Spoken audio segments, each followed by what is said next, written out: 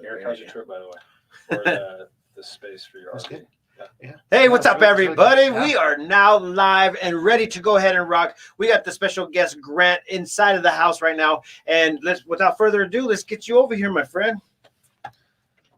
I should have like an intro. Yeah, you need a theme song. I need Grant, what's your theme song? I don't know. I got nothing. All right.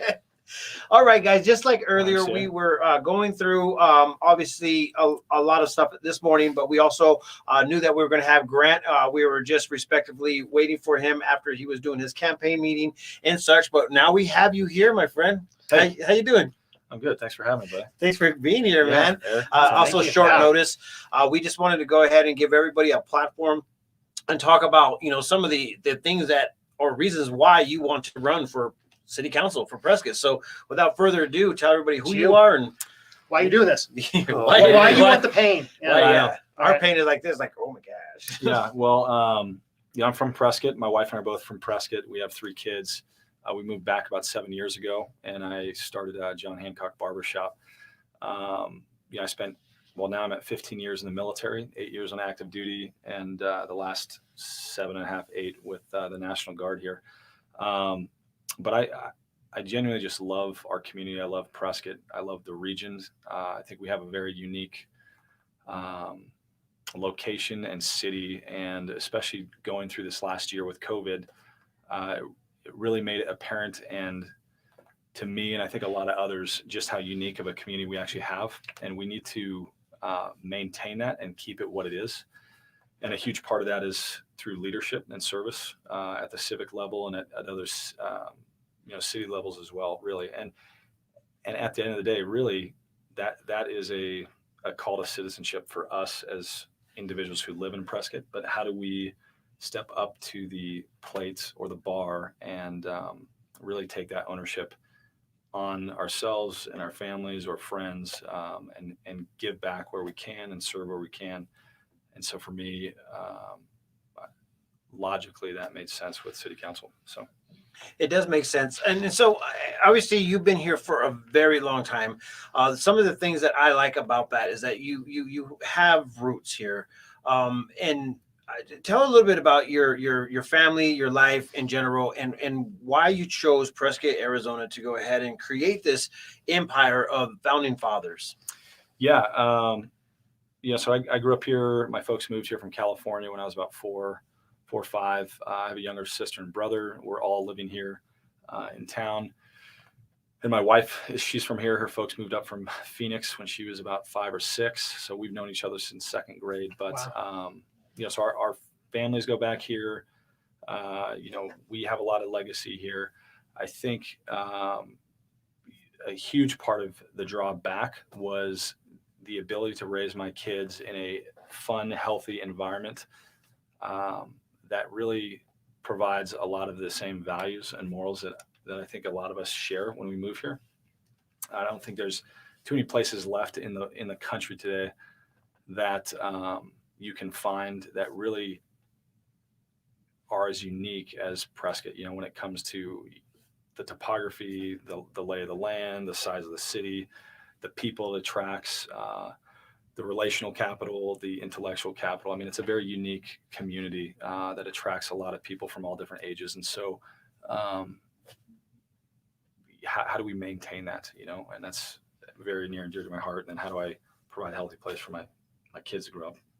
And so if they want to, right. I think about the thought process, like, today I'm going to wake up today and build a building and have a phenomenal building. Congratulations on opening that up. But then, the next day you wake up, you're like, I think I need to do my civil duty. Because you're not busy enough. Yeah, exactly. Yeah, right? Yeah. And you put yourself in a position where you're constantly going to be in, a position of, leadership, obviously, but at the same time, what would you bring to the table when and if you get elected? Yes. Great question. So, I as somebody who's new to running, I look at some of the other candidates that have either held city council spots or the mayor, for instance, or the gentleman running for mayor as well. They all have a track record within the community for the last couple of years or several, even decades, like Jim Lamerson and Steve Blair. So they can speak from authority on what they've done and what they've helped the community achieve. I know that for myself, what I can provide is a lot more. I think where I shine and where I'm good at is a lot of creativity when it comes to business ventures. I'm an entrepreneur, so I started with John Hancock Barbershop 6 years ago, one chair, and within the span of 16 months, grew it to 2 locations, 8 chairs, a team of 12, and doubled revenue every year for 4.5 years before I partnered with Jesse Burke, my business partner. And then we bought the building we're currently in on 218 Granite Street. And within that building, we have 6 other businesses that we started and own. And so the creativity to get something like that up and running within our community, we employ a team of 70 right now. About 10% of them are veterans. We have a retention rate of about 98%, which is phenomenal, especially in this market today, meaning that obviously we're doing something right as employers to keep people or retain people.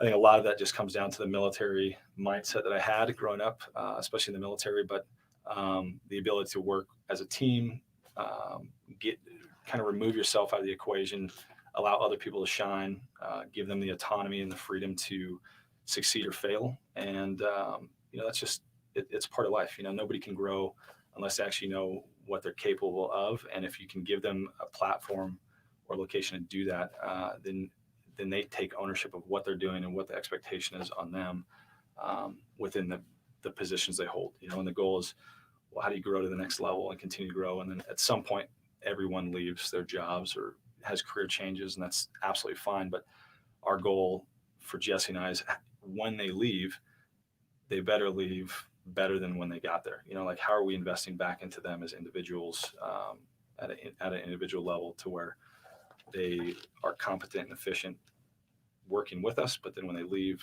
they're going to be an asset to themselves or whoever else they go to work with. So that's a great necessity to have, especially growing into this market of business. I mean, it's really hard to find good help, and especially like 98% retention rate is huge. Now, how will you adapt that to what is currently going on in Prescott? There's a couple things that are happening. Obviously, a lot of mudslinging. I don't know how you didn't get on any of that. I'm sorry, a lot of what? A lot of mudslinging. They said. Mudslinging. Yeah. And I was like, okay, that's kind of. Anyways, I don't know how you ducked that one, but congratulations for not getting into any of those newsletters inside of those things. Poor people out there, and I don't ever. I hate politics. First of all, everybody out there knows that I hate politics, and one of the things is that politics is something that I don't think that serves in the Prescott area in general, because we're all friends, we're all kind of family, and in most cases we have to literally still breathe the same air because Prescott is still that small. What will you change that is currently going on right now that you're not, happy with? If in anything that you're not happy with? Yeah. So I've received that question a few times. For me personally, I am not taking a mindset of what am I changing? More so, what am I enhancing? So everybody, whether they've lived here for 30 years or 50 years or born and raised here, or they've been here 2 weeks, there's something that attracts them to Prescott. And outside of the obvious, which is the visual, the aesthetic appeal, the mountain ranges, the water, the lakes, we have the most amount of lakes, I think, in the state than any other city kind of in the state. We have beautiful mountain ranges, we have trails, we have everything else that is very appealing for a high level of life or quality of life. But the appeal that people know is in the back of their head, and sometimes they forget, it's really the people. That's what draws us here. That's what keeps us here. We have a phenomenal group of individuals that live here, that work and play here, that add value to the community.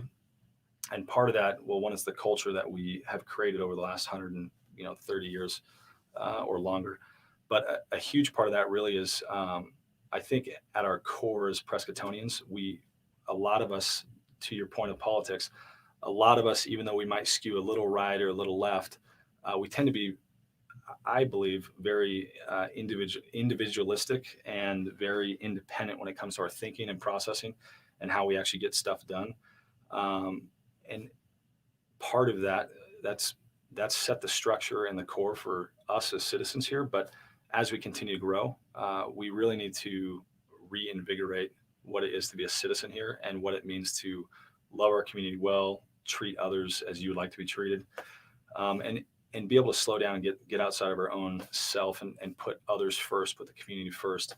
Um, those are all sound like pithy answers, but the reality is, if we can't do that on a consistent basis within our life, then the degradation of our community is going to follow at some point. And the next thing you know, we're going to be just like any other community within our country that has gone a direction that's not for the best. So, yeah, we saw a lot of that last year. I mean, Eric, do you have anything that What is the big issue? What is the top issue on your mind? That's really this is like the most diverse election it seems like there's been in Prescott in a long time, and there's a lot of feelings. Yeah, there's what I've realized stepping into politics locally, and I'm sure it's everywhere, but you have people that are very engaged with or proactive in being involved in politics at a local level or state level, national level, whatever. But since we're talking Prescott, and they're on all sides of the party, right? Left, right, center, Democrat, Republican, doesn't matter. But people get involved and they're proactive about it, and it's good to know what's going on, but they tend to gravitate towards one or two issues. And they think just because they've known or cared about one issue for 5 years or 10 years or 20 years, like that subconsciously it becomes the hill they're going to die on. And the reality is governance at any level is a team effort, and it really is governance for the better of all of us.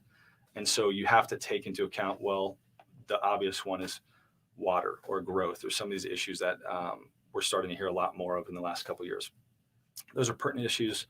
They're real. They're always going to be prevalent within Prescott and the region. But you can't just focus on solving one of those issues, because there's a whole myriad of problems and issues that encompass everything as a community. And so you have to look at everything, kind of figure out what takes precedence. How do you combine that together to come up with healthy solutions? How do you find people on both sides, or how do you find people that have the profession or the experience to actually add value to providing a healthy solution, and then work with those people to actually get stuff done and accomplished for the better of the community. So, yeah, there's a lot of things that I feel that Prescott still has, and I feel like we still are a community and emphasize the unity in the community. Yeah. And I think that's one of the biggest reasons why I love Prescott, Arizona. I've always been here, and I'm going to leave. I want to go ahead and make my family known here, and also just try to create something that is actually beneficial for our community members. And as you did, you're creating jobs. You're actually wanting to go ahead and, if I'm not mistaken, trying to start and create jobs outside of Prescott, Arizona, in Prescott Valley, I think. And I think that these things right here are huge, especially for us and growing in our own ways, but at the same time in a very respectful way, because some of the things that we are seeing, I mean, my family is directly involved in a lot of things, such as high rent, high this, high that, and jobs are kind of like, we might pay you, we might not pay you what you're worth. I mean, is there any way that we as a community can help that scenario? Yeah, I mean, part of that is economic stimulus. You have to rely on the private sector to create jobs, which therefore create opportunities for people. But you also have to partner with the city, and you have to allow the city to have the freedom and the lateral maneuvering to warrant and bring businesses in. So ideally, you have a city that is proactive in being involved with the local populace, with the business community. They cut down a lot of the red tape. They're able to attract the right types of businesses to the area. And a huge part of that too, though, is you have to attract the right type of people in order to provide the right type of jobs for the people that are here. So you can't just throw out a blanket, a wide blanket of like, hey, we're just going to pull in all different types of commerce or trade or industry and just kind of see what sticks. And we kind of have some good jobs and some bad jobs. And after 3 or 4 years in industry, complete ups and moves because they can't live here. There's not the sustainability that's needed for the workforce.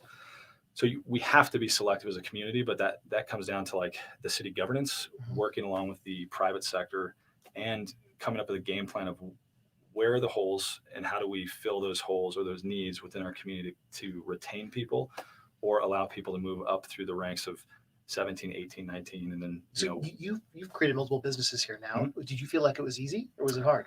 Well, working with the city, we could clearly, we could not have gotten where we're at without the city's help, but they were extremely helpful in a myriad of different ways.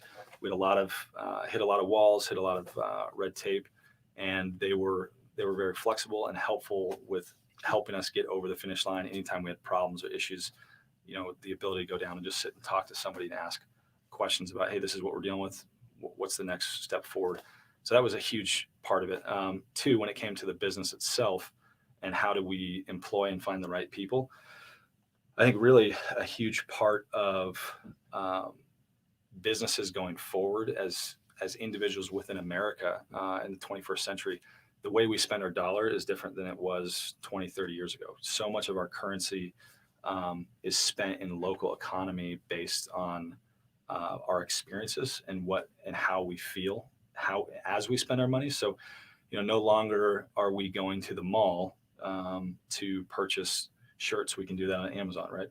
Or we can. There's so much e-commerce out there these days, and if we go out of our way to go purchase something at Dillard's or whatever, that's fine and it's good because it's helping stimulate the economy. But a huge part now is as a business owner and somebody who's providing jobs in the community, we have to take the ownership on ourselves to provide a quality experience for our team as well as the customers and clients that come in to frequent our business. And if we can't deliver at a high level, well, then we're failing. But really the success or failure of our business lies strictly on myself and Jesse. How well are we taking care of our team? How well do we provide an awesome experience to the community? We opened in October. We've been in the black since month 1. We've grown 100% since January. And that only happens with a lot of strategic planning and proper execution. And we picked a heck of a time to start too. Oh, yeah, dude. If there was ever a more challenging time. Yeah. Oh my gosh. You went through the challenge. Right. Yeah. Yeah. And then part of that too, with such a massive team, it comes down to empowering the people you hire and bringing them in and allowing them ownership of the culture you've created. They're the ones carrying on your legacy. You need to empower them. You can't micromanage at all levels. It's going to be exhausting. It just doesn't work, so. Well, let's take it to the comments. Right now, we have a lot of people that are fans of you, Grant. Grant is a man. Good morning, Grant. Thank you for your service. Great patriot. Grant has my vote. Annie Perkins, which is vice mayor of Chino Valley. Yeah, hey, Annie, I would vote for Grant if I were eligible to vote. Good to see you. Successful businessman, patriot, and genuine heart of service. Well said, Keith Kendall. They are the only ones who are sustained growth. Oh, thanks, Jeff. Well, Jeff, we encourage you to go ahead and ask some questions if you want to, but also get to know everybody as well. So this is the cool thing about the Prescott Times and also being able to go ahead and connect with our city councilmen. We only allow this type of politics on our platform. The reason why is because politics suck. and I know that I've had a conversation with you, and you said, you know what? I don't like politics either, but I feel like it's my civil duty to get in this position to actually keep the the American dream alive, if I may say the American dream. And it's kind of crazy because I've talked to Cubans and I talked to a lot of different people, and they're just like, whatever you do, don't allow this. And I'm just thinking, why would they be so adamant and intimate about what they say to me? But when you said that this is my civil duty is to stand up and start doing something. When was that time? And I think I actually had a conversation with your wife about this too. Yeah. I was like, why'd you let him do this? And she goes, She's just like, you know. So how did that actually come down? And I'm really honestly, your passion for this is something that needs to be presented to the community in general. And so can you tell me the heart that you have for the community in general? And I mean, kind of like, how long do you plan on? Well, I think this is your life. This is your home. So. Yeah, this is home. So I'll be here till it dies, or till I die. Whatever yeah, God willing. Yeah, God willing, we get out of here first. Yeah, but when it comes down to it, like, you start looking at our country as a whole, and we as a country are at some very pivotal places in the history of the United States, in the history of any great country. You start seeing the degradation and the dehumanization of each other. This last year was a perfect example of all the rioting that happens, just the crimes against humanity, everything else that we continue to see, that the media continues to pump in the narrative of disruption and civil unrest. And so we did not see a lot of that here in Prescott. I think, back to my point, I think Prescott's a very unique location. We live in this kind of bubble that is shut off to the rest of the world. They're trying. Yeah. You talk to San Martin, they try to infiltrate the groups and try to start drama here. And so, right? But what has worked for Prescott in the past largely is that kind of can-do attitude, a lot of independent thinking, to where, hey, I'm going to live and let live. We're just going to do our own thing. We're a community as a whole. We buy and sell from each other. We're trading. Everything else that Prescott has stood for 100+ years. And what we're seeing in the last couple of years is this influx of a mindset that is trying to infiltrate and change the narrative of our culture as Prescott. And the irony is, some people are okay with it and allowing it in. But what we've seen in the last year at a national level is that narrative is not working and has not worked anywhere else in the country. And then, because of this last year of COVID, you had this like hyper reality of collapses of communities and cultural hubs within the United States because of how they treat each other, because of their own politics and their views. And you see these collapses. We still live in a place where, relatively speaking, there hasn't been massive amounts of politics that are shaping Prescott. And if we continue to allow certain mindsets in, it's going to shift us in that other direction, to where you see the collapses in LA or New York City or Seattle. We have this implosion of, anti-police rhetoric. You have a complete collapse of social, like, just justice as a whole. And it's our duty as a city to be vigilant and maintain safety and awareness, and really protect our culture of what we've created here for the last 100 years or so of Prescott being around. So that's a huge part of why I'm running. I want to maintain that. So I think that's a great scenario. Okay, so going back to Jeff, I want to definitely give this question up, because it seems like it's very an intimate question, because I see Jeff all the time. Jeff says, my question is, how are you going to help us preserve archaeology sites? We have lost 12 sites in 4 years from rapid development.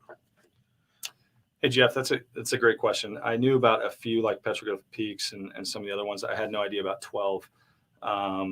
Yeah, especially in Prescott. Yeah. So that's kind of crazy. Yeah. Without answering, I have no answer for that, really, because I was not aware of 12. I knew about Petroglyph Peaks, and right now they halted the building on that site, I think years ago. So nothing's happening. They're not building anything. I think the reality with some of these developments are, when people start building homes, they don't know what they're building on. And so you can't have archaeologists going around trying to look for artifacts everywhere they're going to build stuff. It's just not realistic, largely because who's going to pay for that? It is not the city's job to pay for that. It's not the builder's job to pay for that. And I don't even think we have that many archaeologists here in the community to go out and philanthropically want to start digging around to see what's out there. So the reality is, it comes down to, you probably have somebody who builds a home or builds a smaller development or something like that. They come across some type of archaeological find, and then they have to stop the project. So I don't know if we can be as proactive, but it sounds like the right answer is when it's found, we're being reactive because it's stopped, and then I don't know what parameters it goes through. I take it, Jeff, are you an archaeologist or is it a passion of yours? I think he does. I think that if you guys had an opportunity to chat, you might want to find out a little bit more about Jeff. He's very in tune with a lot of the stuff that he finds in general. So I really appreciate your question. The other one is, let me just go back to it. What's up, Grant? From Mark Jarrett. Thank you, Grant, for acknowledging the crimes against humanity. And then Keith Kendall says, Keith Kendall said, thank you for acknowledging the crimes against humanity. But also we've been 2 to 3 years behind reality, which is totally fine with me, I guess, if that keeps us safe.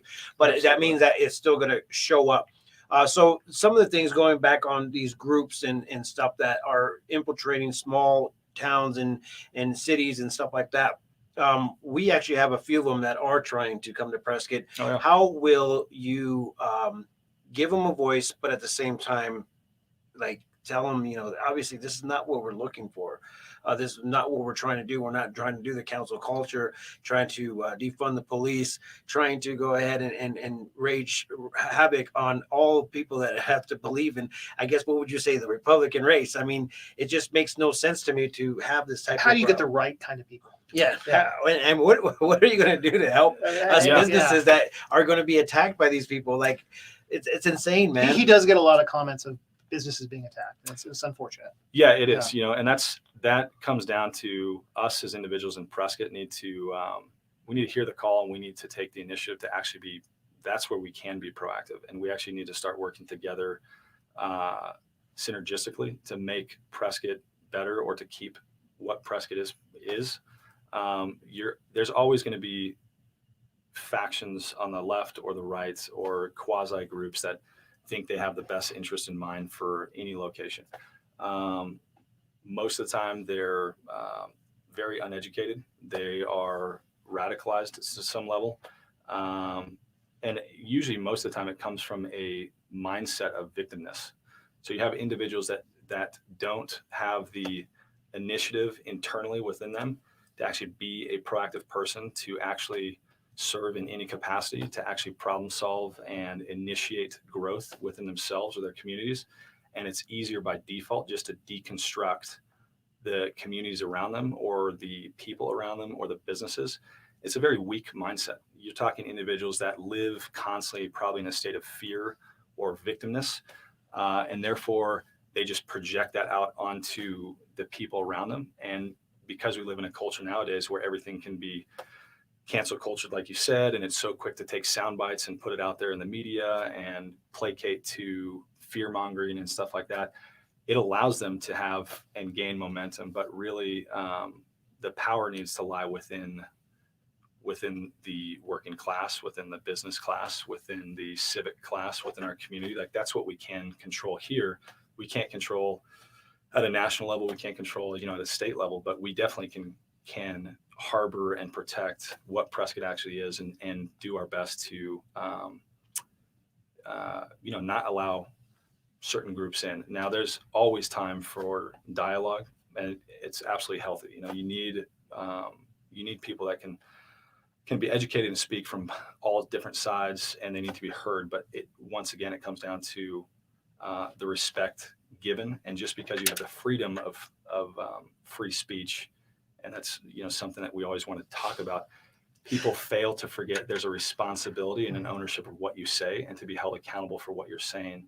You can't just run your mouth thinking that you have the right to do it, and then when you're held accountable, you're frustrated or angry about it. So consequences are a real deal. I mean, it's kind of funny when we say that. We give everybody a voice. Unless you're hangry, then you don't get no voice. Right. Okay, so Jeff, I would love to have a conversation. The city needs to get involved. It's unacceptable to allow development bulldoze these sites. And much agreed, Jeff. So I will give you an opportunity to go ahead and reach out to Grant. Grant, tell everybody how they could vote for you, how they could go ahead and get in touch with you if need be. And also, tell them the date that they need to go ahead and get the votes. And I know the what do they call it, pre-ballots or whatever? The early ballots are out. Yep. Early ballots are out. Yeah. So the primary is August 3rd. And then if you want to learn more about me, you can go to grantforprescott.com. My cell phone is 253-948-7808. I always take phone calls. Dangerous. Good for you. Yeah, dude. Better man than me. Yeah, I love talking to people, and it's the goal really, especially in this community, is like we have to stop castigating each other and thinking just because I think one way I'm completely right. That is the height of ignorance. Like there are good thoughts on both sides or all sides. And there's a lot of bad thoughts. How do we come together and actually work together, can see past each other's differences? I think most people, we probably align 90% of the time when it comes to on food. Everything. As citizens living here in Prescott, there's probably only a few issues that people really will die on, like die on a hill, to name an analogy. But the reality is there's a lot more common ground, and we need to continue to find where's the common ground. How do we work together to actually benefit the community, benefit each other, benefit businesses, the city, people that live here, the kids. And it's a lot harder to do that because you're now trying to be proactive. You're trying to slow down, think, and process. You're trying to have the maturity and humility to actually work with people. And in today's culture, so much of it's so easy and quick to just throw stones or put people on blast, and really just maintain that level of ignorance that some people want to keep. So. All right, Kenny, he wanted to know, what can you say good about Phil Good, Brandon Montoya, and Eric Moore? I think in the beginning, he did say something about the other candidates. I don't know if you want to touch on that. Keith Kendall said, represent the people, not just one idea. Imagine that. Go figure, if we could all work together and be a part of our community as a family and friends, that would be really, really awesome.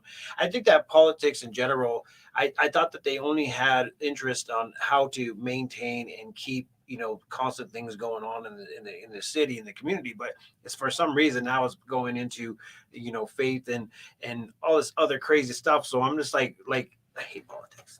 Sorry, guys. So I think we're kind of coming to the end here. Is there anything you want to get out there that you want people to know about you? Well, like I said, you can find out more at grantforprescott.com. I'm very approachable, very easy to talk to. You just gave out your cell phone. Yeah, it doesn't get much more approachable than that. Come and visit. You can talk. Like I said, very easy to talk to. Obviously, I have a military background, but I was a hairdresser before I went to the military for 3 years. I was a barber, so I thoroughly enjoy conversing with people and talking and just a healthy level of dialogue. And I'm very, I understand part of a dialogue is it's engaging with people and allowing them to maybe change your mindset or seeing a different perspective or a different viewpoint from how they see it, instead of thinking so myopically. The older we get, the more we tend to get very granular and set in our ways and think that we're completely right about everything. Once again, very ignorant. And so how do we as a community slow down and work together and actually engage? And that's super important. We can talk issues all day, but once again, it's like traffic, right? I hear the traffic qualms, and largely I hear from people that have moved here within the last, I don't know, literally 6 months to 5 years. Those are the people that are the most ardent about the traffic. I live in the center of town. I drop my kids off on the north side of town for school. They go to 2 separate schools. And then I go back downtown to where I work. And I do this every day. My wife works a little bit earlier than me, so I'm the one that takes the kids to school. It still takes me 20 minutes to go 4 miles north and 7 miles back at 8 a.m. in the morning, peak traffic hours. That's not bad. You can go to communities anywhere and you're hitting 2, 3, 4 lights. 4 o'clock in the morning, get up to get to work by 8. And so when people are talking about traffic, it's like, yeah, okay, it's a reality, but it's not horrible. If you moved here from California or Phoenix or some of these other metropolitans, that's traffic. We see an influx of cars on the road, yes, but it's nothing that's not manageable. And we as a community have done we'll continue to do a good job at problem solving and figuring out how to deal with that. Yeah, there's definitely going to be a lot of talk about that. But at the same time, man, I appreciate you for coming in on a very short notice. But at the same time, it's down crunch time. Yeah, it's crunch time. So if you guys want to hear more, once again, tell them your website. Grantsforprescott.com. And Eric, what do you got? Anything else to say? No, I'm glad he came in. I mean, I think everybody needs a voice. This is a good platform that he set up, and I get a lot of views. Yeah, thanks, guys. And thank you guys all for chiming in, and thank you for all the great comments. And if you need to go ahead and get a hold of him, he put it out there. You're gonna have to rewatch the video to go ahead and hear all the stuff that was said if you got in here late. But at the same time, make sure you follow the Prescott Times. We'll be back tomorrow morning with the mayor of Prescott, Arizona, Greg Magarelli. So make sure you tune in for that. With that being said, bye.